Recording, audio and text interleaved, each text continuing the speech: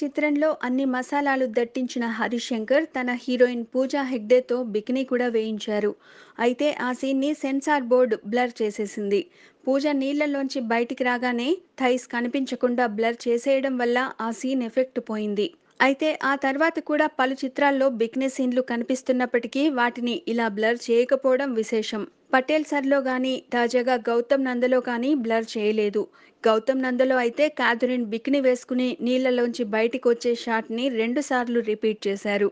అయినప్పటికీ బ్లర్ చేయలేదు. దీనిని బట్టి కొన్ని సినిమాలకే కఠిన షరతులు విధిస్తారనేది అర్థమవుతోంది. అప్పట్లో బిజినెస్ మ్యాన్ సినిమాకి హీరోయిన్తో పాటు సైడ్ డాన్సర్స్ ఎక్కడ థైస్ కనిపించేలా డ్రెస్సులు వేసుకున్నా స్క్రీన్ మొత్తం బ్లర్ చేసి పడేశారు. కానీ ఆ తర్వాత చాలా చిత్రాల్లో అంతకు మించిన ఎక్స్పోజింగ్ ఉన్నా కూడా చూసి చూడనట్టు వదిలేశారు. పెద్ద సినిమాలకే కఠిన షరతులు విధిస్తూ మిగతా చిత్రాల విషయాల్లో చూసి చూడనట్టు వ్యవహరిస్తోందని సెన్సార్ బోర్డుపై కంప్లైంట్స్ ఉన్నాయి.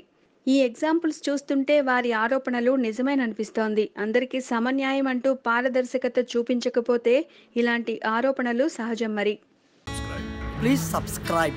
Hi, it's me Purna. Please subscribe.